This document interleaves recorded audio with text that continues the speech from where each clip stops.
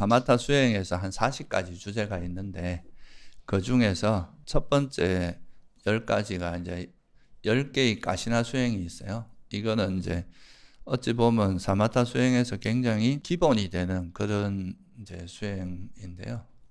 그래서 그거에 대해서 말씀을 드렸고, 오늘은 그 땅 가시나를 이제 가시나가 10가지가 있는데 지수 화풍, 그죠?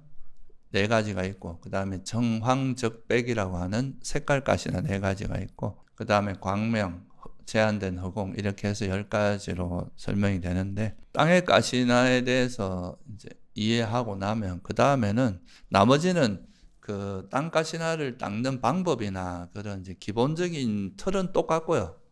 단지 그 주제가 바뀌는 것밖에 없기 때문에 사실 그 앞에서 했던 이야기들을 그 기반으로 해서 나머지는 그냥 그 주제 바뀐 거에 대해서만 이제 언급을 하면 될 것 같아서요. 그리고 아마 여러분들 다 들으셨겠지만 이건 그냥 제가 이제 안내차 한번 말씀드리고요. 우리가 요번에 10월 22일 날 수요일 날 이제 오대산에 그 정멸봉이 있습니다. 우리나라에 정멸봉이 유명한 게 5군데가 있거든요. 남쪽에 하나가 있어요. 통도사에 이제 진신사리가 모셔져 있고, 그리고 이제 북쪽 강원도 쪽에 4군데가 있는데 하나가 저 설악산 봉정암, 그죠? 거기가 제일 유명하죠. 그리고 그 다음에가 이제 오대산 그 중대 정멸봉이 있고, 그 다음에 사자산 법흥사라고 거기 있고, 또 하나가 어디죠? 태백 정암사. 정암사가 그 뭐고 정성 그 카지노 근처에 있어요. 거기 네 군데가 있는데, 우리가 이번에 그 오대산 정멸봉을 한번 참배하러 가려고 하는데요. 시간이 있으신 분들은 같이 참여하시면 좋을 것 같습니다. 오대산 정멸봉이 뭐 그렇게 어디고, 봉정암은 올라가려면 한 4시간 가야 되잖아요. 굉장히 힘든 코스고. 근데 이제 오대산 정멸봉은 뭐 그렇게 힘들지 않고 올라갔다 오기도 좋고, 또 우리나라에서 가장 풍수가 좋다는 데입니다. 한번 가보시면 좋을 것 같아요. 네, 오늘 주제로 돌아와서 이제 9가지 가시나 수행에서 지난번에 이제 땅 가시나에 대해서는 설명을 했기 때문에 그 다음에 지수, 그 다음 뭐가 있어요? 수. 이제 물 가시나 수행이 있어요. 가시나가 뭔지는 지난번에 다 설명을 기억나시죠? 그죠? 가시나가 원래의 뜻은, 저는 이 가시나 할 때마다 제가 경상도 사람이라서 그런지 자꾸 그 생각이 떠올라서. 근데 하여간 이 가시나라는 말은 전체 이런 뜻입니다. 확장 뭐 이런 뜻이 있어요. 그러니까 이거는 어떤 특정한 모양으로 이제 표상을 취한 다음에 이 표상을 확장하는 데 되게 큰 의미가 있어요. 왜냐하면 이 표상을 확장함으로써 나중에 소위 말해서 무색계라고 하는, 이제 색계를 넘어서서 무색계라고 하는 선정을 닦는 데 매우 중요한 역할을 하는 그런 게 있기 때문에, 그래서 이제 이 확장이라는 거, 이게 이제 되게 중요한 의미를 가지고, 확장할 때 이제 무조건 확장하는 게 아니라 어떤 특정한 모양을 먼저 만든 다음에 거기서부터 조금씩 이렇게 확장해 가야 되기 때문에, 그런 거에서 제일 기본이 되는 게 이제 지수 화풍이라고 하는 4대, 그거를 활용하는 게 있고요. 그 다음에 색깔로 하는 게 있고, 아까 말씀드린 뭐 광명이나 제한된 허공 이렇게 하는 겁니다. 그래서 확장이라는 의미, 이게 되게 전체 확장 이런 뜻이 큰데 그 뜻이 가시나입니다. 그래서 이 가시나를 활용하는 거는 전에는 뭐 했어요? 이 땅에서 했죠. 그죠? 우리가 땅 모양을, 전생에 수행을 많이 한 사람은 그 어디 가다가 땅에 이렇게 쫙 보면 그 땅을 쳐다보면서 바로 표상을 취해서 그걸 이제 쓸 수도 있다 그랬죠. 그렇지 않으면 인위적으로 만들어야 되는데, 만들 때 대체로 어떻게 한다 그랬어요? 한 30cm 정도 되는 원반을 만들어서 거기다 아주 고운 흙을 채워서 그걸 이제 그걸 계속 보면서 그 원반, 이렇게 디스크 모양 30cm 정도 되는 원반에 표상을 취해서 그걸 가지고 이제 우리가 소위 말 니미타 역할을 하는 거죠. 그걸 통해서 이제 선정에 드는 그런 과정을 설명을 했고요. 또 가시나 수행이 이제 아주 중요한 이유 중에 하나가 이 가시나를 통해서 뭐 소위 말하는 신통을 개발하는데 꼭 필요한 수행이 가시나 수행입니다. 그래서 이게 이제 세월이 지나면서 이 가시나 수행 전통은 거의 사라졌어요. 우리나라에서도 이 가시나란 말을 아마 처음 들어봤을 거예요. 이게 유일하게 지금 남아있는 데가 이제 미얀마 쪽에 가면은 그 파옥센터라고 있는데 거기서만 청정도론을 바탕으로 하다 보니까 가시나 수행을 좀 복원해서 하고 있는데 일반적으로 이 가시나 수행이 지금 우리나라나 저 뭐 태국도 그렇게 많이 하는 것 같지 않아요. 그러니까 전통적으로 이 수행법은 좀 약간은 사라져가고 있는 상태. 잘 안 하는 수행법 중에 하나입니다. 그래도 이제 청정도론이라고 하는 이런 수행 지침서에 이게 나와 있고 또 아직도 이걸 닦는 것이 있고 또 뭐 실제로 이걸 실현하는 거는 좀 다른 문제지만 또 이런 걸 통해서 여러분 또 어찌 될지 알 수 없잖아요. 나중에 또 신통을 개발할 수도 있으니까 뭐 몇 생 뒤에는 또 그렇게 될지도 모르거든요. 이 생에도 그럴 수 있겠지만 그래서 하여간 그런 필요성에서 되게 중요한 수행법이기 때문에 그냥 참고로 한번 알아보도록 하겠습니다. 수행하는 방법은 똑같으니까 이제 그 표상을 취하는 방식에 대해서만 이야기하면 될 것 같아요. 먼저 이제 자연에서 취하기, 물가시나가 자연에서 취하기가 좀 좋은 편인데요. 여러분들이 가끔 이제 되게 고요한 호수나 이래 바다 이런 데 가서 멀리서 이렇게 바다를 보면서 멍하니 있으면 그냥 그 바다를 가만히 편안하게 쳐다보면 거기서 이 물의 그 표상, 물이라고 하는 그거에 대해서 표상을 취하는 경우도 있거든요. 그래서 그런 식으로 전생에 이제 이런 수행을 많이 해본 사람도 있을 수 있잖아요. 이창호처럼 태어나자마자 뭐 바둑 잘 두는 사람처럼 전생에 수행을 많이 한 사람들은 이런 이제 물에서 이런 표상을 보자마자 그 이미지, 그 표상이 떠오를 수 있다는 거예요, 물을. 실제로 이게 이런 물가시나가 여러분들도 아마 일상 속에서도 좀 경험하기 좋은 것 중에 하나예요. 제가 옛날에 그 유럽에 여행을 간 적이 있는데 거기 가면 그 스위스에 가면 인터라켄이라고 혹시 들어보셨어요? 그 알프스 산 밑에 되게 큰 호수가 있어요. 거기에 나하고 이제 어떤 젊은 그 학생하고 같이 이제 둘이서 여행을 하는데 그 친구도 이제 뭔가 생각이 많고 이랬는데 그 호수에 가만 둘이서 이제 저 앞에 호수가 있고 앉아갖고 이렇게 구경하고 있었거든요. 근데 그때 이제 그걸 보면서 생각이 싹 없어지면서 그때만큼 마음이 평화로운 적이 없었다고 그 말 한 적이 있었거든요. 그러니까 이런 이제 광활한 호수 이런 걸 보다 보면 마음이 차분해지면서 뭐 표상을 취하는 정도는 아니었지만 그래도 그게 이제 우리 마음을 거기에 빠지게 만들어 가지고 되게 편안하게 해주는 그런 게 있을 수 있거든요. 그래서 이것도 이제 호수나 바다 아무래도 이제 호수 같은 게 조금 더 좋겠죠. 바다는 이렇게 출렁출렁한 게 많으니까 그런 웅덩이 같이 아주 맑은 웅덩이 그런 거를 보면서 거기서 표상을 취하는 방법도 있습니다. 이게 이제 자연에서는 보통 그렇게 취할 수 있고 그게 잘 안 되는 사람들은 어떻게 하느냐 이제 30cm 정도 되는 양동이 같은 거나 대야 같은 거 있잖아요. 우리로 말하면 옛날에 대야 같은 거 그런 거에다 아주 맑은 물을 받아놓고 그걸 계속 쳐다보는 거. 그게 이제 일종의 가시나 역할을 해주는 거죠. 물을 한 30cm 정도 되는 그릇에다 물을 받아놓고 그 물에서 표상을 취하는 거죠. 그 표상을 취하는 방법은 똑같습니다. 원반을 전에 이제 땅가시나 할 때 그냥 기억을 살리라고 한 번만 더 이야기하면 앞에 한 몇 cm 앞에 정도 한 1m 20, 한 120cm 정도 되는 앞에다 이래 놓고 왜 그런가 하면 이거는 너무 가까이 놓으면 고개를 이렇게 숙여야 되니까 목에 무리가 가겠죠? 또 너무 멀리 놓으면 어때요? 안 보인단 말이죠. 그러니까 이 표상을 취하기 어려워요. 그래서 내가 허리를 쫙 편 상태에서 눈을 한 반쯤 지그시 깔았을 때 보이는 그 정도 위치에다 놓는 게 가장 좋아요. 그렇게 놓고 이제 자대는 한 30cm 정도 되는 높이에다 앉아서 놓고 이렇게 쳐다보는 거죠. 계속 쳐다보다가 또 눈 감고 이렇게 보다가 눈이 이제 한참 봤다 싶으면 눈을 어떻게 해요? 감고 이래 보면 다시 그 이미지가 떠오를 수 있잖아요. 그런 식으로 계속 하다 보면 그게 나중에는 어떻게 되냐? 이렇게 계속 반복해서 이 눈을 너무 크게 떠도 안 되고 너무 작게 떠도 안 되고 적당히 뜨고 이렇게 보다 보면은 그러면서 어떻게 하냐면 땅을 볼 때는 뭐라고 했어요? 땅 하면서, 그죠?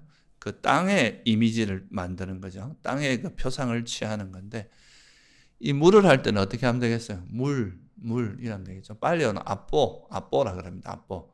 그러니까 빠따위 이거는 이제 땅이고 아뽀라고 하는데, 아뽀 이래도 되고, 그냥 우리는 이제 한국 사람이니까 그냥 물 이러면서 이 앞에 이래 지금 만들어 놓은 그걸 보면서 계속 물의 표상을 취하는 거죠. 이렇게 물 하면서. 그래서 이제 눈을 떴다가 한참 이렇게 물 이렇게 표상을 취하다가 눈 감고 다시 그 표상이 마음속에 떠오르는지 보고, 또 떠오를 때도 있거든요. 그러면 이게 또 사라지면 다시 또 쳐다보고, 이렇게 하다 보면서 이 표상이 이제 충분히 머물러 있으면 이게 이제 이걸 더 이상 보지 않아도 된다 그랬죠. 그때부터는 이 표상을 대상으로 취하면 되겠죠. 그 과정이 조금은 어렵겠죠. 시간이. 그래서 이게 초보자들이 처음부터 이게 이제 가시나 수행을 하기가 만만치가 않고, 또 이게 대상이 또 항상 있는 게 아니라 대상을 들고 다니기도 힘들고, 이건 정해진 장소가 아니면은 여러분들이 만약에 이제 뭐 일상 속에서 이거 가시나 30cm 만들어 들고 다니다가 지하철 탈 때 저 앞에 놓고 하거나 이러면 미친 사람 취급받겠죠. 그러니까 일상에서 이거를 실천하기도 좀 어려운 점이 있어요. 딱 안정된 공간에서는 하기가 좋은데. 그래서 이제 아마 그런 여러 가지 이유로 지금까지 좀 이 전통이 좀 사라진 거 아닌가 이런 생각이 들어요. 그래서 하여튼 그렇게 해서 계속 이걸 쳐다보다가 눈 감았다 쳐다보다 이래가 이제 표상이 뜨면 다시 이걸 계속 하다 또 표상이 사라질 수 있거든요. 그럼 다시 보고 이걸 계속 반복해야 돼요. 그러다 보면 나중에 이 표상이 분명하게 떠오르고 분명하게 생기고 잘 사라지지 않으면서 쭉 있으면 그때부터 이 표상을 하다 보면 이게 점점 밝아지고 점점 오랫동안 머물게 되거든요. 그러면서 이제 표상을 취하는데, 전에 기억나세요? 익힌 표상, 닮은 표상 이런 말 들어봤죠? 원래 이제 좀 더 세분화하면 준비 표상이라는 게 있어요.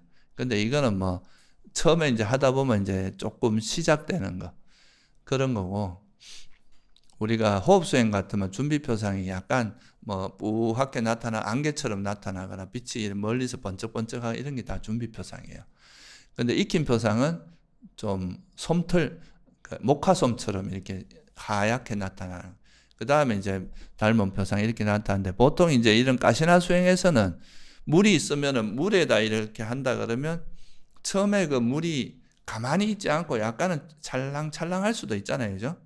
그러니까 거기에 뭐 찌꺼기도 좀 들어가 있을 수 있잖아요, 물에. 특히 자연 같으면 찌꺼기도 있을 수 있고 거품도 일어났다 사라질 수 있고, 그런 것들이 익힌 표상 있는 그대로 익혀지는 게 익힌 표상입니다. 그러니까 익힌 표상에서는 물의 결정 같은 것도 같이 드러나는 거죠. 약간 움직임이라든가 그런 것도 같이 드러나는데, 이게 계속 이제 표상을 취한 다음에 이 표상에다 이제 나중에는 이걸 더 이상 가시나를 보지 않고 물에 표상이 생기면 그때는 물만 계속 이 표상만 보다 보니까 이 표상이 점점 깨끗해지고 밝아지는 형태로 바뀌는 거예요. 여기 있던 결점도 다 사라지고 그냥 아주 밝고, 그러니까 물은 물인데 아주 깨끗하고 밝은 그런 형태로. 그래서 이걸 청정도론에서 이렇게 이야기합니다. 흑공에 매달려 있는 보석으로 만든 부채, 보석으로 만든 거울의 원반처럼. 그러니까 이 물이 너무 깨끗하니까 마치 맑고 투명한 거울처럼 나타난다 이거죠. 그러면서 이게 이제 아까 말했듯이 익힌 표상 때는 물의 움직임도 있는데, 이건 그게 아니라 움직임도 없이 아주 맑고 투명하고 깨끗한 형태로만 나타난다. 단지 이게 물이라는 그 이제 표상, 물의 어떤 물이라는 그거는 물이라고 우리가 인식할 수는 있지만 그게 아주 맑고 깨끗한 형태로 나타나게 된다. 그게 이제 좀 차이점이다 이거죠. 그러니까 땅에 가시할 때는 땅이라고 하는 거에서 땅의 모양을, 땅이 있으면 땅의 모양이나 좀 땅이 처음에 있어 아무리 깨끗해도 그 약간 흠집이 있을 거 아니에요? 그런 게 나타나는 익힌 표상이고, 이게 이제 아주 깨끗하면서 정말 투명한 형태의 아주 맑은 형태의 그런 표상이 되는 걸 뭐라 그랬습니까? 그게 이제 닮은 표상. 그러니까 익힌 표상은 그 우리가 보고 있는 그 가시나 모양 거의 그대로 나타나고, 그래서 익혔다 이렇게 표현하는 거고, 닮은 표상이라는 이 익힌 표상과 똑같진 않은데 요거하고 닮은 형태이긴 하지만 이게 이제 어떻게 보면 선정에 들기에 적합한 형태의 그런 표상이 된다는 거죠. 선정에 들 수 있을 정도로. 그러니까 대체로 이 닮은 표상은 맑고 깨끗하고 흠이 없는 그런 모습으로 드러납니다. 전에 앞에서 부정간 이것도 뭐 예전에 한번 한 적이 있을 것 같은데, 부정간도 되게 섬찟한 모양으로 나타나는 건 익혀진다고, 그게 나중에 되면 아주 건강한 사람처럼 나타나는 거예요. 그게 이제 닮은 표상이에요. 똑같지 않잖아요, 그죠? 그 닮았다는 거죠. 그래서 하여튼 뭐 그런 식으로 이해되면 됩니다. 그래도 이것도 처음에 물에서의 그 결점이 있는 식으로 나타나고 흔들림도 있지만, 닮은 표상이 되면은 그게 흔들림도 없고 아주, 여기 비유로 하자면 보석으로 만든 거울처럼 아주 투명한 그런 원반처럼 나타난다. 이렇게 해서 이걸로 이제 선정에 처음에 들면 초선이고, 그러고 나서 선의 구성 요소, 일으킨 생각, 지속적 고찰, 희열, 행복, 집중이라고 하는 요 5가지 구성 요소를, 일으킨 생각과 지속적 고찰을 버리면 어디로 가요? 2선. 그 다음 희열을 버리면 3선. 그 다음에 행복한 느낌 대신에 평온한 느낌으로 바꾸면 4선. 이렇게 가는 건 똑같습니다. 이게 이제 그 물가시나고요. 그 다음에 불가시나, 지수. 불은 또 뭐로 하면 되겠어요? 요즘 뭐 세속에서 불멍 이런 말 많이 하잖아요. 이렇게 모닥불 피워놓고 그거 멍하니 쳐다보고 있는 그걸 불멍이라고 하잖아요. 그게 일종의 불가시나를 취하는 거랑 비슷합니다. 근데 거기 이제 쳐다보고 멍하니 있는 건데, 우리는 수행으로 치면 이 불을 이용해서 거기서 표상을 취하는 거죠. 불이라는 이 표상을. 그래서 이것도 마찬가지로 전생에 수행을 많이 하고 이래 좀 경험이 많은 사람들은 뭐가 있어요?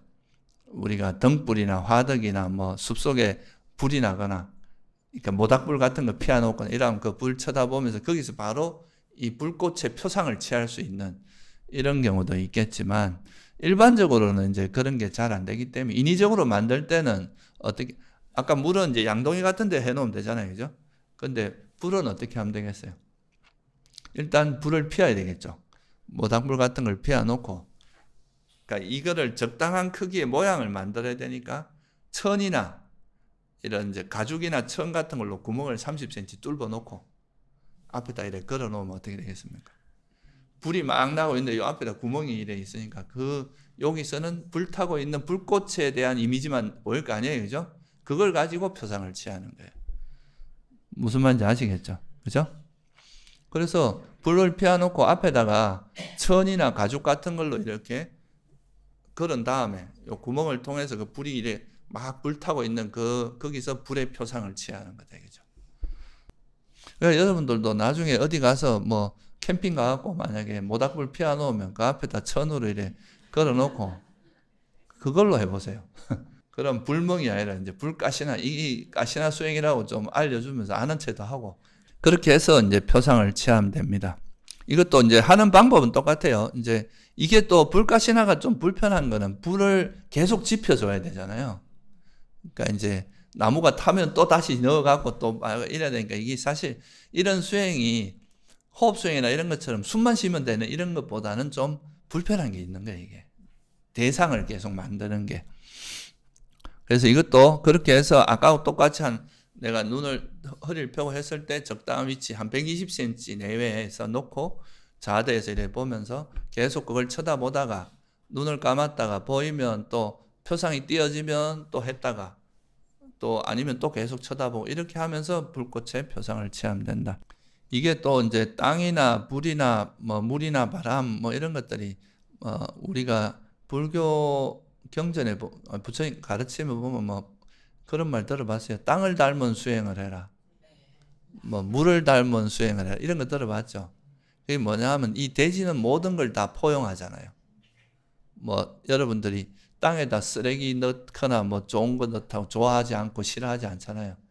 바다에도 온갖 쓰레기가 다 들어가고 맑은 물이 들어간다고 바다가 좋아하고 더러운 물이 들어간다고 싫어하고 이러지 않잖아요. 불도 다 태우잖아요. 바람도 다 날려버리고. 그래서 근데 이런 것들이 결국은 이런 사대라고 하는 것이 그런 포용성을 가지고 있고, 또 이런 사마타 수행의 주제도 쓰지만 이런 이제 불이라는 거나 이런 것이 우리의 어떤 번뇌를 그다 다 담아내는 막 이런 것도 있기 때문에 그런 또 이런 사마타 수행에서도 활용되는 측면도 있는 겁니다. 그래서 이제 이거는 불이라는 게 또 우리 생각을 그다 다 태워버리는 그런 느낌이 있어가지고 그 불 쳐다보다 보면 생각이 좀 잦아들면서 좀 마음이 편안해지는 이런 효과가 좀 따르는 거죠. 그러니까. 그래서 이것도 마찬가지로 그걸 쳐다보면서 불 이렇게 하는 거죠. 또는 떼줘. 이게 맞다위, 아뽀, 떼줘, 와이요. 이게 바람이거든요. 그래서 떼줘 이렇게 해도 되고 불 이렇게 하면서 표상을 취한다. 그렇게 표상을 취하다가 또 뭐 다른 생각이나 이런 게 일어나면 우리가 호흡수행 때처럼 이게 어떤 장애인지 알아차리고 빨리 이 불로 돌아오고 이런 식으로 하면 되고, 장애를 내려놓는 건 똑같고, 또 이제 그 표상을 취할 때는 표상이 생길 때까지 쳐다보다가 눈 감고 생기면 또 그 표상만 알아차리고 있다가 이게 또 사라지면 다시 또 쳐다보고, 이걸 반복하면서 표상이 이제 익힌 표상 그러면 어떻게 나타나겠어요? 이제 애측이 되죠. 익힌 표상 때는 불이 어떤 식으로 나타나겠어요? 불이 막 이걸 타고 있는 그 모습 그대로 나타난단 말이죠. 그러니까 이제 재도 있을 수 있고 연기도 있을 수 있고, 불이 막 이렇게 일렁거리는 그런 움직임도 있는 상태로 여기 30cm 된 그게 드러나겠죠. 이게 익힌 표상이고, 이러다가 이게 이제 나중에 이게 그 닮은 표상으로 되면 어떻게 되냐면 보통 불이 어떻습니까? 붉은 색이거나 뭐 때로 노란색도 있겠죠. 그러면 이게 이제 아주 붉은 천처럼 이렇게 나타날 수도 있고 황금 부채처럼 나타날 수도 있고, 그러니까 그 불꽃에서 잡다한 그런 결점들은 사라지고 불 자체로서 아주 깨끗하고 선명하게, 그러니까 붉은 불꽃이 막 타오를 때는 그 연기도 있고 재도 있고 막 이렇게 일렁거린 것도 있고 이러면서 결점이 있잖아요. 이게 다 사라지면 붉은 그것만, 색깔이라기보다 붉게 타오르는 그것만 딱 남아있는 거예요. 그래서 이거는 마치 공중에 떠 있는 붉은 천조각처럼 그런 느낌이 들 수 있다. 이런 식으로 돼야, 왜 그러냐 하면 닮은 표상에서 변화가 심하면은 우리가 삼매 선정에 들 수 있겠어요, 없겠어요? 이 변화가 심하면 우리 마음도 거의 따라가게 되거든요. 대상이 변하면. 근데 이제 이게 닮은 표상이 된다는 거는 이 대상 자체가 굉장히 안정돼야 돼요. 그래야 우리 마음도 같이 안정이 되거든요. 근데 이 표상 자체가 계속 일렁거리고 움직이면 우리 마음도 거기에 따라 약간씩 동요가 있게 되거든요. 그래서 닮은 표상이 될 때는 되게 안정적인 모습으로 나타나야 수밖에 없다는 거죠. 이게 이제, 이건 여러분 대체로 이해되시죠? 그죠? 이해가 안 되세요?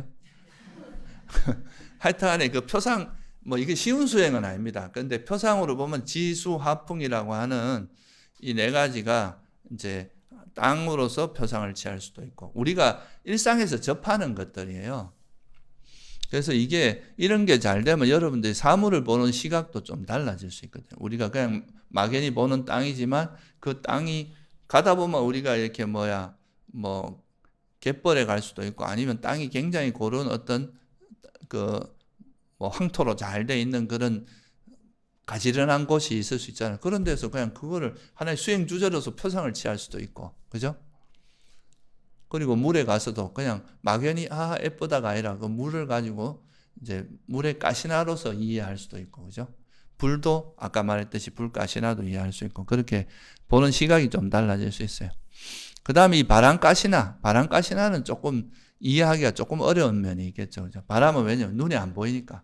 지수화는 직접 볼 수 있는 건데, 바람 보이지 않으니까 이게 좀 어려운데, 이거는 뭘 가지고 표상을 취하냐면, 이렇게 우리가 바람이 불면 예를 들어서 나무 끝이나 뭐 대나무나 머리카락이 이렇게 긴 사람들 머리카락이 막 날리는 거, 이런 걸 통해서 우리가 뭘 알 수 있어요? 바람이 있다는 걸 알 수 있잖아요. 그래서 여기서는 주로 이제 이리저리 뭐가 나무나 머리카락이나 뭐 이런 것들이 이렇게 이리저리 움직이는 걸 통해서 바람의 표상을 취하는 겁니다. 또는 우리가 몸에서 이렇게 뭔가 감촉이 느껴지잖아요. 바람이 불면 촉감 이런 걸 통해서 느끼는 거죠. 그래서 보통 이제 그런 뭔가 여기서 우리가 예를 들어서 어떤 문틈새로 바람이 들어와서 여기에 쓱 닿았을 때 여기서 뭔가 움직임, 뭔가 시원함 이런 걸 느끼잖아요. 그걸 통해서 바람의 움직임을 알 수 있잖아요. 그런 거나 아니면 이제 아까 말씀드렸듯이 나무 같은 거 이런 게 이제 왔다 갔다 움직이는 거 이런 걸 통해서 취하는데 이럴 때 이 표상을 취하는 거는 주로 뭐로 나타나겠어요? 이게 보통 바람 같으면 이제 나뭇잎이 이래 움직이는 거. 그 다음에 여기서 뭔가 이 몸을 스치면서 특히나 이제 방 안에 있을 때는 움직임이 없으니까 그 문틈이나 어떤 구멍과 벽에 구멍 같은 데 들어와서 이제 이렇게 움직이는 거 여기서 표상을 취하게 되잖아요. 그러면 이거는 뭐가 되겠습니까? 주로 이 표상이 어떻게 나타나면 솥에서 갓 퍼낸 죽에서 김이 모락모락 나듯이. 그러니까 바람이 형체가 생겨야 표상을 취할 수 있잖아요. 그 바람이 이렇게 움직이는 게 마치 김이 모락모락 하는 것처럼 표상이 취해진다. 그렇게 되는 거죠. 그러니까 이렇게 나뭇잎이나 우리 어떤 적당한 구멍 속에서 이렇게 움직이는 그걸 몸에서 이렇게 느끼는 그걸 통해서 이 바람이 이렇게 마치 뭐처럼 느껴진다는 거예요. 김처럼. 뭔가 연기처럼 이렇게 느껴지는 게 이제 바람의 표상으로 본다 이거죠. 안 그러면 바람이라는 걸 우리가 볼 수가 없잖아요. 그죠? 그러니까 그걸 이제 움직임이 약간 형상화돼서 김이 모락모락 나는 것처럼 잡히는 게 익힌 표상이고 그게 이제 움직임이 없이 그대로 이렇게 딱 고정되고 고요하게 움직임이 없이 되면 그건 뭐가 된다는 거예요. 닮은 표상이 된다. 그래서 특히나 이제 이런 수행들이 조금은 이제 어렵게 느껴질 수 있어요. 그런 표상을 잡기가 쉽지 않고 오히려 땅이나 뭐 땅가시나 같은 경우는 이제 되게 분명하고 뭐 물이나 이런 건 그런데 바람은 약간은 좀 어려울 수는 있겠죠. 근데 어쨌든 이 움직임이나 닿는 감각 이런 걸 통해서 여기서 바람이 움직이고 있기 때문에 그 움직임을 형상화하면 그게 김이 모락모락 나는 것 같이 그래 느껴질 수 있다. 그리고 그게 이제 안정되고 고요해지면 그걸 닮은 표상으로 본다. 이렇게 이해하시면 되겠죠. 그죠? 아시겠죠? 그 다음에 이 청황적백은 상대적으로 좀 쉽습니다. 지수화풍이라고 하는 이거는 사실 자연과 연관되어 있고 그래서 조금 어려울 수 있는데 이 청황적백 색깔가시나는 좀 상대적으로 쉬운 게 어떤 꽃이나 또는 덤불 뭐 어디든 아니면 여러분들이 이렇게 바닥에 깔아놓은 카페트 뭐 이런 데서도 다 표상을 취할 수 있거든요. 그러니까 색깔이 있는 곳이면 여기 우리 이거 같은 무슨 표상을 취할 수 있겠어요? 이 벽면 노란색 뭐 이런 거 표상을 취할 수 있겠죠. 그래서 이런 게 다 이제 색깔로 하는 거는 상대적으로 또 우리가 지난번에 했던 예전에 공부했던 그 몸의 32가지 부분 그죠? 뭐 예를 들면 뭐 머리털, 몸털 이런 데서 뭐를 취할 수 있어요? 검은색은 푸른색 계통이거든요.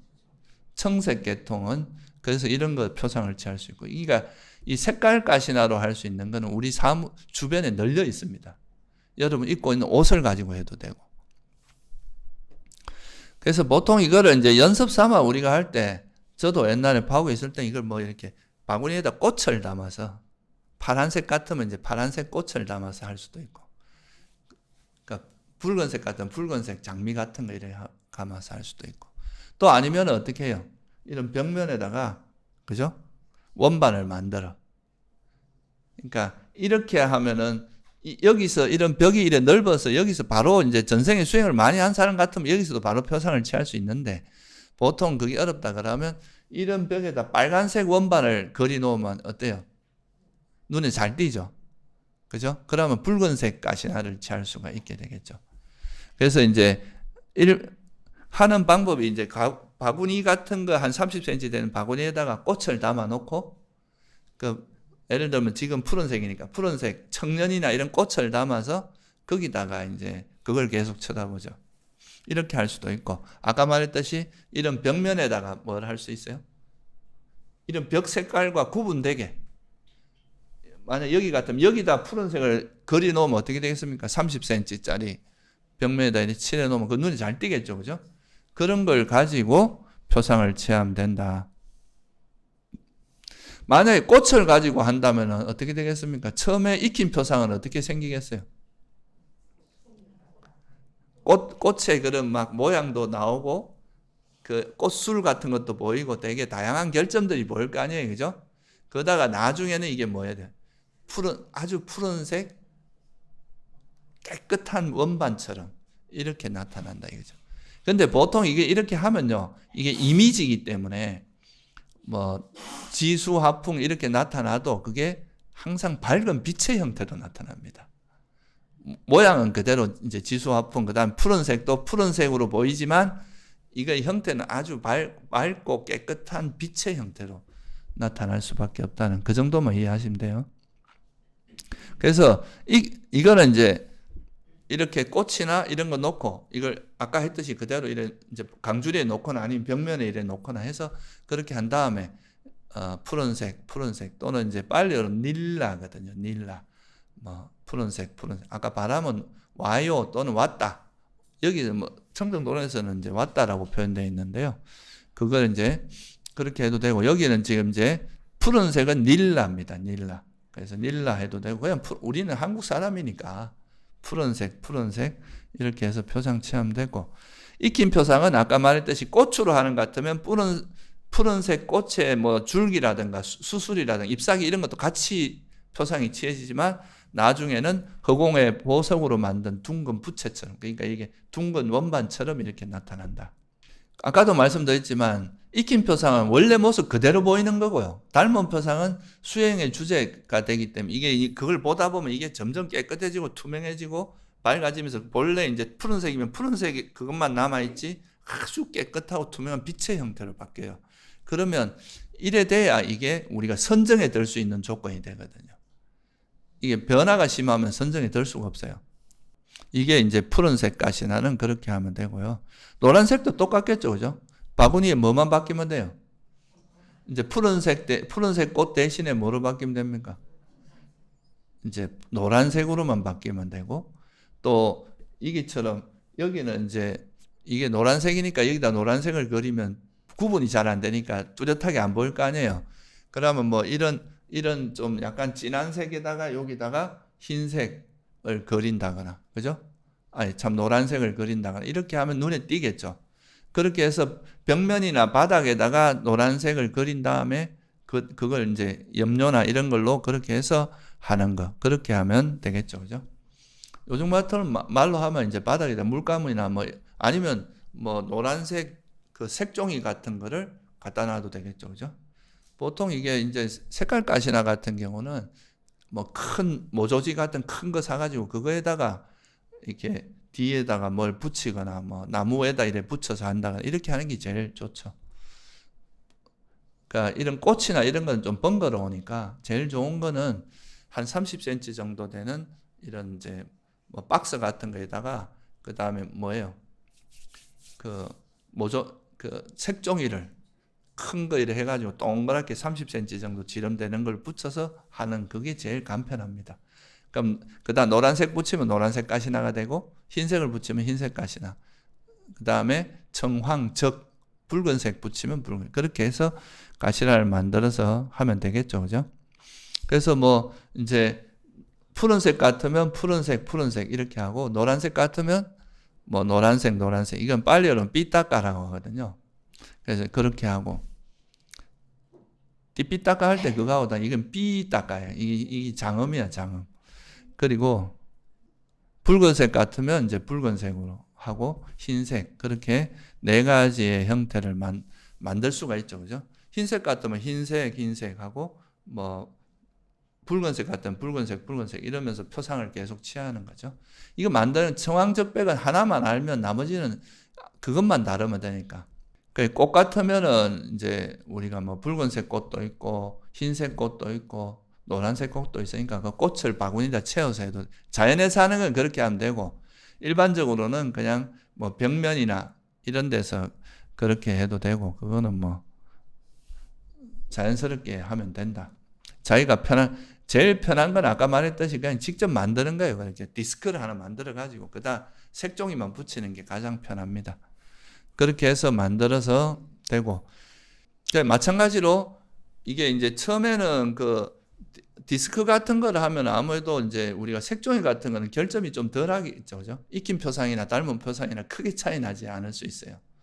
근데 이제 어찌됐든 이게 나중에 이제 익힌 표상은 그 꼭 같으면 아까 말했듯이 그런 이제 결점도 나타나고 그러는데, 이런 벽면이나 이런 데 있는 거는 그냥 처음에는 약간 뭐 때라든가 이런 것도 볼 수는 있지만 나중에 이게 닮은 표상이 되면 이렇게 30cm 정도 되는 원판에 아주 맑고 깨끗한데 푸른색으로 되어 있느냐, 아니면 노란색으로 되어 있느냐, 아니면 붉은색이냐 흰색이냐, 이 차이밖에 없는 거죠.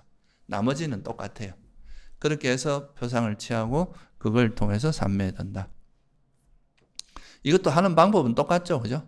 계속 보다가 눈 감으면 이렇게 이미지가 떠오르면 다시 이제 표상을 알아차리다가 사라지면 다시 또 보다가 이렇게 해서 계속 하면서 이제 이 이미지가 어느 정도 유지되면 익힌 표상이 되고, 그것이 더 반복되면 무슨 표상이 돼요? 닮은 표상이 돼요. 그래가지고 그 닮은 표상이 생기면 이게 다 안정되고 아주 투명한 빛이 되기 때문에, 그러면 우리 마음이 여기 쉽게 몰입이 되거든요. 그러면서 이제 초선, 2선, 3선, 4선 그렇게 가면 된다는 거죠. 이거는 예전에 제가 이제 설명할 때 한번 했기 때문에 그냥 그 원리는 다 똑같습니다. 그냥 대상만 달라지는 거죠. 그 다음에 광명가시나. 광명가시나는 뭐 우리가 여러분이 달을 쳐다볼 수도 있고, 그죠? 달에서도 표상을 취할 수 있죠. 근데 이런 거는 이제 달만 계속 쳐다보면 고개가 아파가 안 되겠죠. 그건 아니고. 그러니까 보통 이제 이렇게 뭐 앉아 있을 때 나무 틈 사이나 이런 데 틈 사이를 빛이 들어와서 땅에 드리워질 수 있잖아요. 그런 걸로 표상을 취해도 되는데, 뭐 아주 이제 수행을 많이 한 사람은 그냥 가만히 있는데 뭐 이렇게 저쪽에서 불빛이 이래 들어와서 땅에 이래 드리워진 거, 그걸 통해서 바로 표상을 취하기도 하는데, 일반적으로 이제 많이 하는 거는, 여기서는 옛날 책이다 보니까 이제 이게 옛날 방식으로 돼 있어요. 이게 4세기, 5세기에 만든 책이다 보니까 항아리에다 등불을 켜서 항아리 안에다가 이제 촛불이나 이런 거 넣어 놓은 다음에 그다가 구멍을 뚫어 놓는 거예요. 그럼 구멍을 뚫으면 요즘으로 말하면 라이트가 되는 거죠.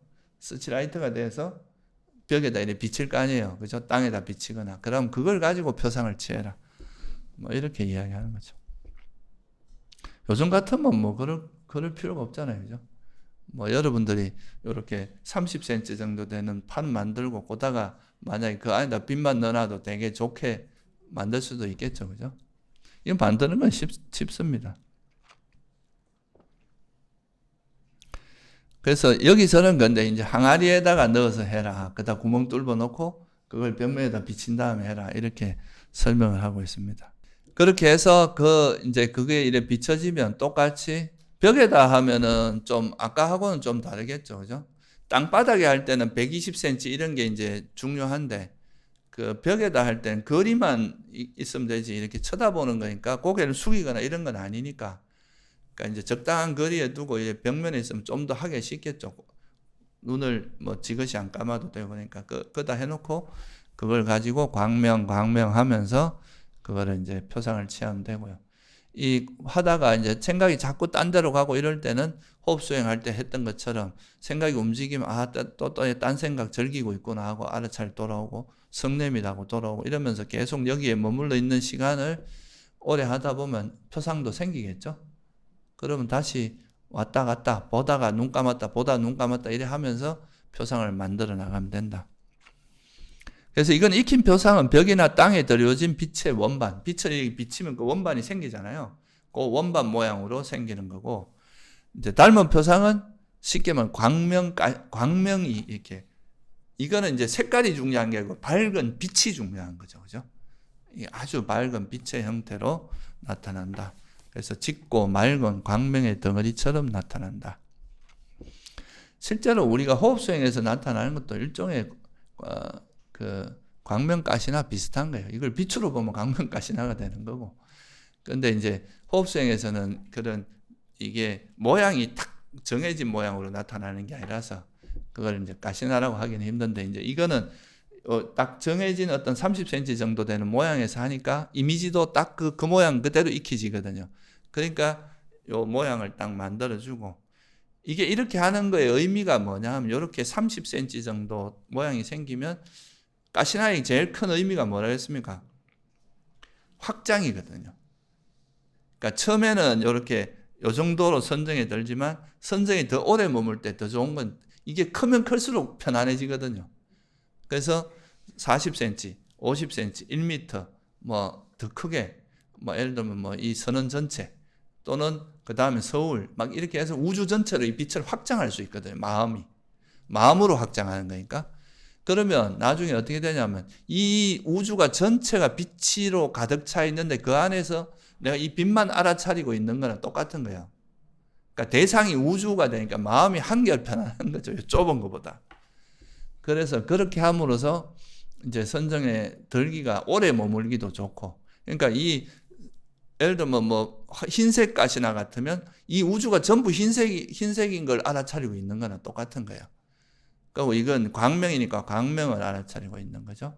그러니까 이제 선정에 오래 머물기도 쉽고, 그리고 이렇게 확장을 해놓으면 어떤 의미가 있느냐 하면은 우리 의식도 이제 넓어질 뿐만 아니라 이 광명이 차지하고 있는, 이 가시나가 차지하고 있는 이 우주 전체로 차지하고 있는데 이것만 드러내면 텅 빈 허공이 나오잖아요. 그죠?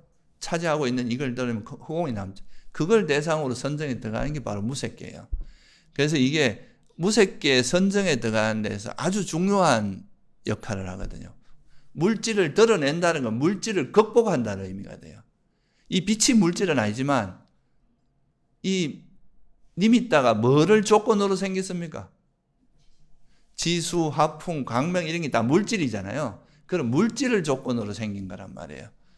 그래서 이거는 이런 거를, 이 니미따를 극복하는 거. 그러니까 가시나가 우주로 딱 채운 다음 우주를 드러내면 무한한 허공이 생기잖아요. 그 무한한 허공을 대상으로 선정해 드는 게 바로 공무변처거든요. 무색계 첫 번째. 그래서 이게 중요하고, 또 하나는 무색계에 들어가는데 필수적이다. 두 번째는 앞에서 이야기했지만 신통을 닦는데도 꼭 필요하다. 그래서 이제 이 가시나 수행이 중요한 역할을 하는 겁니다. 요즘은 이제 그런 쪽으로까지 막 수행하는 전통이 많이 없어져서 그런데 부처님 당시에는 이게 많이 있었다고 봐야죠. 그 다음 마지막 주제가 이제 한정된 허공, 제한된 허공이라고 하기도 하는데, 지수, 화풍, 청황적백 이러면 8가지잖아요. 그죠? 그다가 이제 광명가시나, 마지막엔 제한된 허공이라는 게 있어요. 왜 한정된 허공이라고 하느냐 하면, 이거는 그냥 허공이면은 사실 처음부터 무색계 들어가는 거랑 비슷한 거라서 이 허공의 표상을 취하기가 어려워요. 그렇죠?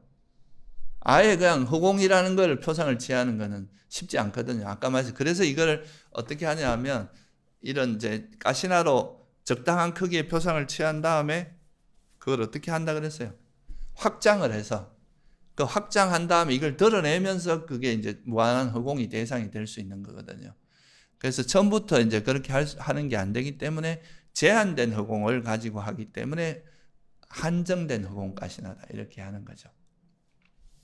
이거는 뭐 다른 것 뭐 자연 속에서 그냥 뭐 벽의 틈새라든가 또는 창문을 통해서 우리가 허공을 바라볼 때 그 창문이라는 틀 속에 있는 허공이 보일 거 아니에요. 그죠? 그런 식으로 해도 되고, 이제 또 어떻게 하냐면 이건 가죽이나 천 같은 거를 한 30cm 구멍을 뚫은 다음에 그걸 통해서 허공을 보는 거죠. 그러면 그 안에 들어있는 허공이 생길 거 아니에요. 그죠? 그런 식으로 허공을 표상을 취하는 거다. 허공이라는 게 형체가 없기 때문에 뭐가 필요한다는 거예요? 주변에 경계가 필요한 거예요. 그죠? 아무 형체도 없는 거에 표상을 취하려고 하니까 바람이야 이래 흔들리는 걸로 표상을 취할 수가 있는데, 이 제한된 허공은 아무것도 없잖아요. 그러니까 표상을 취하기 위해서는 이 표상의 경계를 만들어주는 게 필요하잖아요. 그게 제한된 허공이에요. 그래서 이 허공가시나 제한된 허공가시나 같은 경우는 익힌 표상에는 반드시 뭐가 있느냐 하면 허공만 나타나는 게 아니라 이 허공이라는 것 자체가 우리가 공간이라는 건 다른 물질의 경계를 나타내는 거거든요. 그죠? 이 허공이 있으니까 여러분하고 나하고 어떤 그 경계가 생기는 거 아니에요. 그래서 이 물질이 있음으로써 이 허공이 가능해지거든요. 그러니까 이 허공도 이렇게 주변을 허공을 만들어주는 경계가 있어야 되거든요. 그래서 익힌 표상은 반드시 경계하고 같이 나타난다. 무슨 말이냐 하면은 이게 만약에 천을 해서 요 구멍을 뚫었다 그러면 여기 있는 구멍만 나타나는 게 아니라 뭐까지 나타난다는 거예요? 이 옆에 있는 이 천 테두리까지 같이 나타나야 이게 제한된 허공인지 뭔지 알 수 있을 거 아니에요? 그래서 그렇게 나타난다. 허공은 아까사거든요. 아까사. 이건 허공 이렇게 해서 이제 그래서 익힌 표상은 구멍을 에워싸고 있는 벽이나 이제 구멍과 비슷하게 나타나요. 그래서 이 경계가 같이 나타나기 때문에 이거는 확장이 안 됩니다. 딱 제한된 요 형태만 되는데 이제 허공이 나중에 되면 이게 이 허공 자체도 아주 밝은 빛으로 되면서 이게 허공이 빛의 형태로 나타날 때는 이 경계가 필요가 없는 거예요.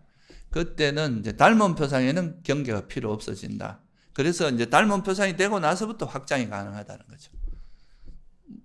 그래서 이 허공이 제한되어 있는 상태에서 확장하다 보면 무한히 확장된 무한한 허공까지 확장이 되는데 여기에는 이제 아주 밝은 빛의 형태로 있으니까 이거를 드러내면서 무한한 허공, 아무것도 없는 허공만 남는 게 가능해지는 거죠. 그래서 이게 가시나 수행은 그 확장이라는 의미가 있는 이유가 그런 데 있어요. 아주 중요한 부분이 그게 있고 또 이제 아까 말했듯이 이게 왜 또 이게 신통이 중요한지는 조금 이따가 설명드릴게요. 그래서 이렇게 10가지 형태의 가시나가 있는데 지수화풍, 청황적백, 그 다음에 광명가시나, 제한된 허공. 그래서 이걸 통해서 이제 처음에 표상을 취하는 건 대부분 제일 이제 표준적인 거는 30cm 원반입니다. 그죠? 그러니까 여기서부터 이게 이제 처음에 이렇게 해서 표상을 취한 다음에 이 표상을 점점 어떻게 해나간다는 겁니까? 확장을 해나가요. 우리가 뭐 자연에서 아무리 해도 그게 뭐 만약에 인터라켄이 뭐 호수가 엄청 크다 해도 그게 한계가 있잖아요. 거기서부터 확장해서 이 우주 전체를 확장을 해나갈 수 있어요. 이건 마음속의 표상이니까 실제로 확장하는 게 아니라 마음속에서 의식으로 확장하는 거거든요. 그렇게 해서 확장을 해서 이게 전 우주, 그러니까 내가 의식이 닿는 데까지 다 확장을 하는 거예요. 무한하게. 그러고 나면 그렇게 이제 확장할 때도 한꺼번에 확장하는 게 조금씩 이렇게 확장해서 확장을 한 다음에 그리고 나서 그 확장된 것이 결국은 뭐 땅이든 물이든 지수화풍이든 청황적백이든 광명이든 제한된 허공이든 이게 계속 확장이 되면 그 가시나로 이 우주가 덮어버릴 거 아니에요. 그죠? 그죠? 그러면 이게 이제 가시나라는 물질로 다 덮어버리는 걸로 비유를 할 수 있어요. 그러면 이 가시나가 차지하고 있는 이 가시나의 마음을 가던 거를 드러낸다는 게 딴 게 아니라 가시나의 주의를 기울이지 않고 이 가시나가 차지하고 있는 공간에, 무한한 공간에 우리의 주의를 바꾸는 거예요. 드러낸다는 뜻이. 그러면 뭐가 남느냐 하면 우리가 아주 무한한 가시나로 가 있던 의식이 무한한 허공, 그것이 차지하고 있는 공간, 무한한 허공으로 이제 대상이 바뀌게 되는데 이게 물질이라고 하는 걸 의지해서 생긴 물질을 넘어서서 무한한 허공 물질이 아니잖아요. 그죠? 관념이란 말이죠. 그러니까 이런 이제 개념으로 이제 의식이 확 바뀌는 게 그게 물질을 극복하는 과정이에요. 그래서 그걸 뭐라고 하냐면 공무변처. 그러니까 공무변이 뭡니까? 무한한 허공. 공무변. 허공이 한정이 없다. 무한하다. 그래서 무한한 허공을 대상으로 선정에 들어가는 거기 때문에 공무변처. 그 다음에 무한한 의식을 대상으로 들어가는 건 식무변처. 이렇게 이야기하는 거예요. 그래서 이거는 하여튼 이제 색계 선정에서 무색계 선정으로 바뀌는 그 분기점이 바로 가시나 수행이다. 가시나 수행을 해야 어떤 수행을 하더라도 만약 내가 다른 데서 선정을 얻었다. 그 다른 데서 이미 다른 부정마이나 다른 수행을 통해서 선정을 얻은 사람이 주제만 바꾸면 이런 가시나도 선정에 들어가는 거 어렵지 않거든요. 주제만 바뀌는 거지, 대상만 바뀌는 거지, 마음 상태는 그대로잖아요. 그러니까 이제 이렇게 대상을 바꿔서 이 가시나를 통해서 무색계에 들어가야 된다 이거죠. 그래서 이 가시나가 아주 중요한 그 역할을 합니다. 그래서 이거는 앞에서도 설명을 했고, 나중에 이제 무색계나 그런 거 할 때도 조금 이야기가 나올 것 같아서 이건 이 정도 가시나가 어떤 수행인지 이제 대충 아시겠죠? 그 다음에 이 가시나 수행을 통해서 신통과 해탈이 나오는데, 신통은 이제 그 해탈은 이 첫 번째 가시나를 통해서 선정에 들 수 있잖아요. 그럼 선정도 심해탈이거든요.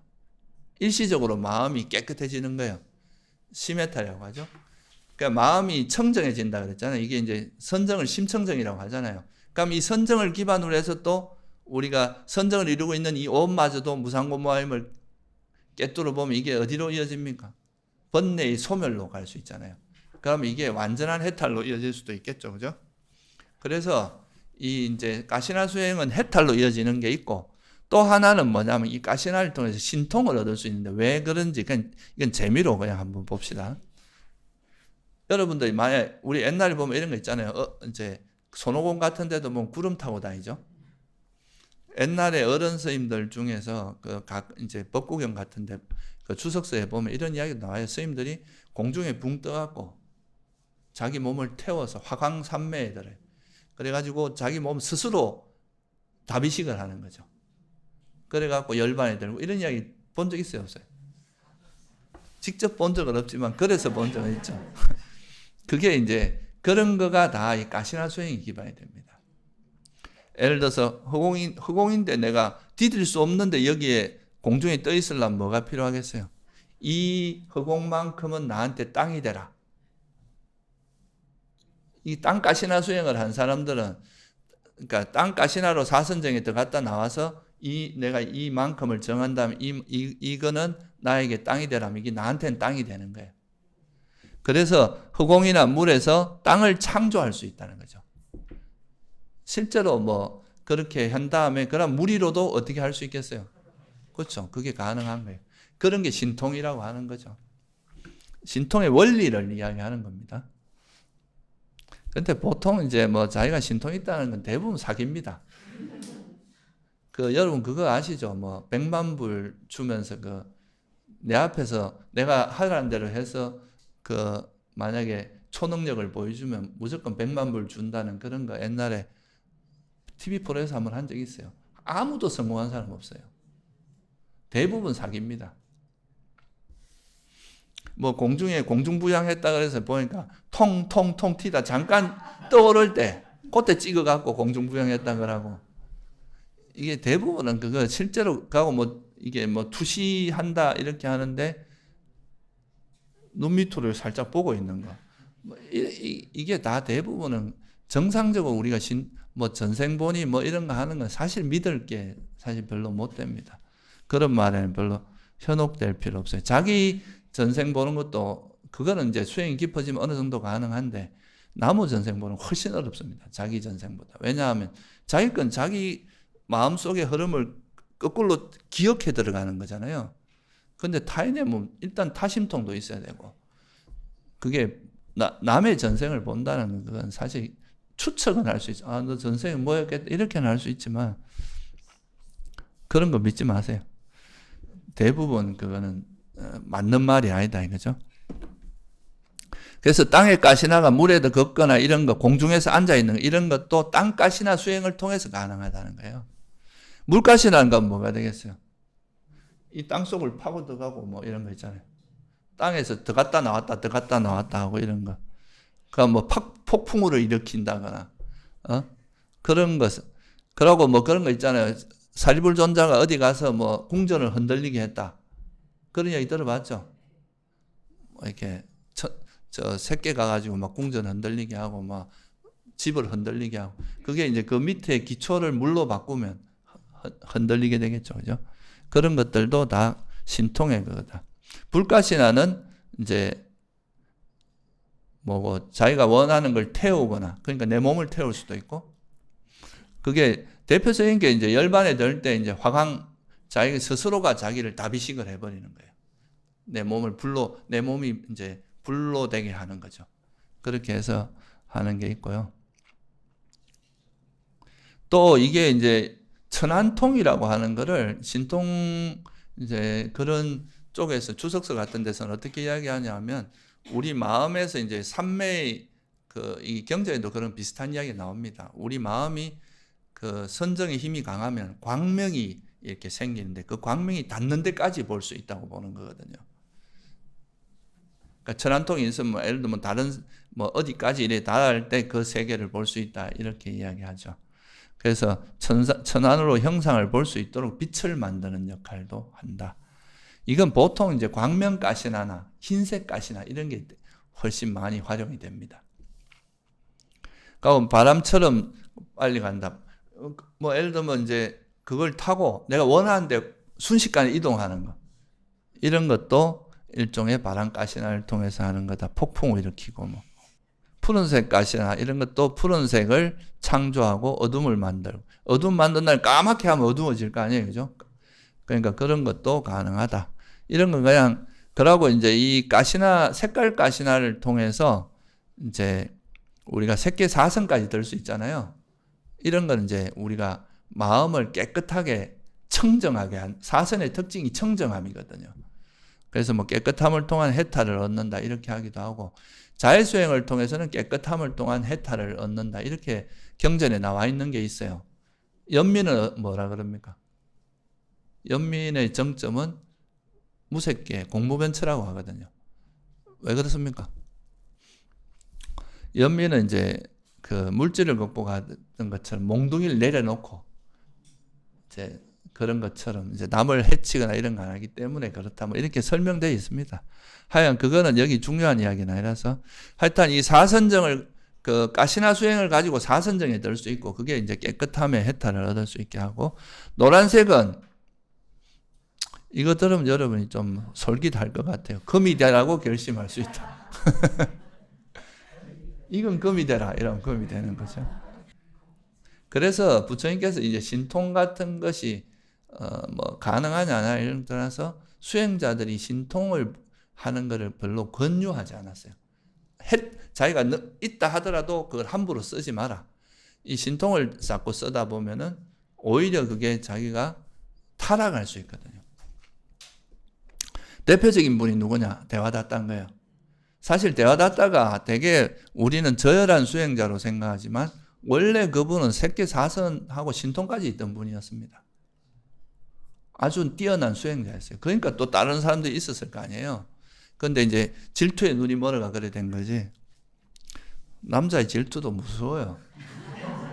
이 권력에 대한 질투. 이 남자들은 다른 것보다 이 명예, 권력 이런 데 되게 강하거든요. 자기 세계를 구축하고 싶어하는 이게 남자들이 굉장히 강한 번뇌예요. 그래서 항상 자기 스승도 경쟁 상대로 생각하는 경우가 많거든요. 그래서 하여튼 그렇게 되는데 대화다따가 한 게 그런 신통을 보이면서 그 아자타 사투인가 그때 왕자 때 마음을 얻어서 그렇게 한 거거든요. 그래서 그런 것도 이게 그런 거하고 관계가 있습니다. 그래서 이 가시나 중에서도 이제 특히나 노란색 가시나는 노란색이니까 황금으로 만들 수 있는 붉은색 가시나는 붉은색, 뭐 흰색은 흰색 가시나 수행을 되게 권장을 많이 하거든요. 왜 그러냐 하면 흰색 가시나는 일단 밝음이잖아요. 흰색 자체가 아주 밝고 깨끗한 이미지를 주잖아요. 그래서 이게 흰색 가시나가 해태원침을 쫓는 데도 도움이 된다고 하고 어두움을 물리치는 효과가 있고 또 이게 이제 흰색은 빛을 만드는 그 효과도 있잖아요. 그래서 이제 천안으로 멀리 볼 수 있게 하는데 도움이 된다. 그래서 가시나 수행 중에서는 흰색 가시나를 많이 권유를 합니다. 만약에 한다면 그걸 기본으로 많이 하죠. 또 흰색 가시나 자체가 우리 마음을 좀 청정하게 해주는 효과가 있고,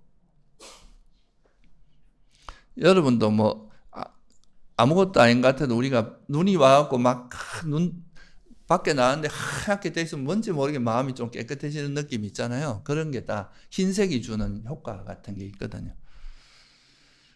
그리고 광명가시나도 흰색가시나하고 비슷하게 해태온침을 쫓고 어둠을 물리치고 천안으로 형상을 볼 수 있도록 빛을 만든. 그러니까 부처님께서는 삼천대천 세계를 볼 만큼의 광명이 이렇게 강하게 퍼져나가는 거고, 그래서 부처님 같은 분은 이게 보통은 이제 이런 빛이 내면의 빛이기 때문에 다른 사람은 잘 못 보거든요. 근데 부처님은 뭐가 있어요? 이게 뒤에 광배가 보통 사람도 느낄 정도로 그렇게 강하게 있다고 하죠. 그래도 이렇게 이제 외형적으로 빛이 드러나진 않지만 수행을 많이 한 사람은 이렇게 외관 속에서 보면 밝음이 느껴지죠. 그죠? 뭔가 얼굴도 되게 밝고 환하고 이런 그 정도는 다 느껴집니다. 그리고 한정된 흑공 가시나를 닦으면 뭐가 좋으냐? 소위 말해서 이렇게 벽을 흑공으로 해놓으면 내가 뚫고 들어가는 거예요. 왔다 갔다 하는 벽돌을 왔다 갔다 하고 이런 게 가능해진다 이거죠.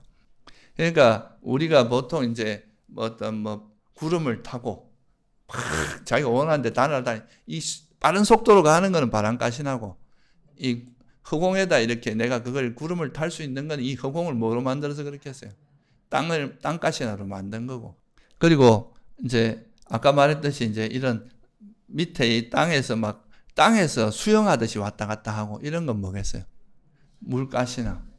아까 말했듯이 불가시나 내 몸을 태우고 내가 원하는 걸 태워버릴 수 있는 거. 그리고 이제 흑공가시나는 이런 벽면이나 뭔가 막혀 있는 곳을 뚫고 들어가는 거죠. 사실 저는 이게 가능하다고 생각은 해요. 왜냐하면 사실 여러분도 다 과학적 지식이 있어서 아시겠지만 실제 우리 몸의 99.999%는 다 흑공이거든요.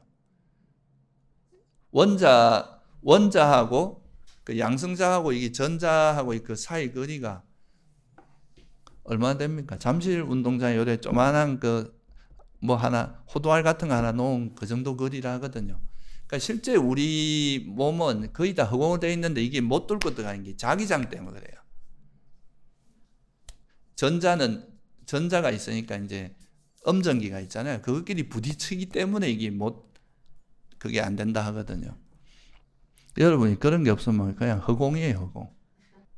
하여간 이거는 그 원리가 뭐다 이런 건 내가 알 수 없는 거고. 그러니까 이제 이런 것들이 아예 불가능한 것은 아닐 거다. 그래서 하여간 그런 것이 이제 10가지 가시나 수행을 하는 이유가 아까 말씀드린 크게 보면 두 가지. 하나는 신통. 제일 중요한 거는 이것도 선정에 드는 거니까 이 선정을 통해서 해탈에 이르는 거, 이게 가장 중요한 그거겠죠. 그죠? 두 번째는 무색계에 들어갈 수 있다는 거. 세 번째는 신통 개발에 신통을 닦는데 필수적인 요소가 바로 이 10가지 가시나 수행이라는 거. 이거를 좀 이해하면 될 것 같고요.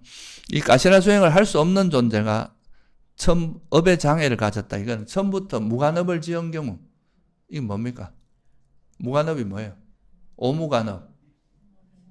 부모 죽이거나 어머니를 죽이거나 아버지를 죽이거나 아라한을 죽이거나 또 뭐예요? 부처님 몸에 피를 내거나. 아라한은 죽일 수 있지만 부처님은 죽일 수가 없거든요. 부처님은 그 업력이 워낙 선업의 힘이 강해서 죽일 수가 없어요. 그리고 또 하나가 뭐예요? 성가의 화합을 깨. 이거는 제가자한테는 해당되는 건 아니에요. 이제 스님으로서 성가의 화합을 깨는 거. 그러니까 이거는 이런 업을 가진 사람은 절대 선정을 얻을 수 없어요. 선정도 얻을 수 없고 이 생에는 안 돼. 이 생에는 죽어갖고 지옥 가서 이제 죄가를 치르고 나야 된다.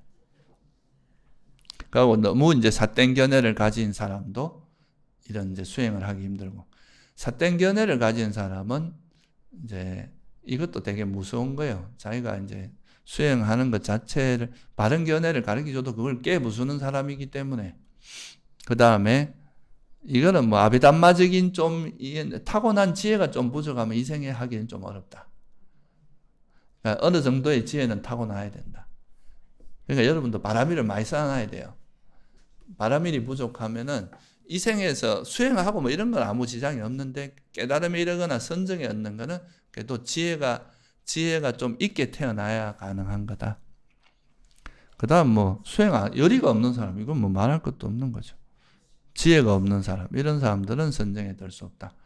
그래서 오늘은 지금까지 이제 선정에 대해서, 선정의 주제, 사마타 주제 40가지 중에 이제 처음에 나오는 가장 중요한 가시나 수행에 대해서 이야기를 했고요. 땅 가시나에서 웬만한 건 다 설명을 했는데, 이제 지수, 화풍, 청황, 적백, 그 다음 광명, 제한력, 가시나, 이것이 각자가 또 나름대로의 그 포지션이 있거든요, 이게. 필요한. 특히 신통 닦을 때는 이게 꼭 필요한 게 있고. 그래서 그런 거에 대해서 한번 설명을 했습니다. 예, 오늘 여기까지만 할게요.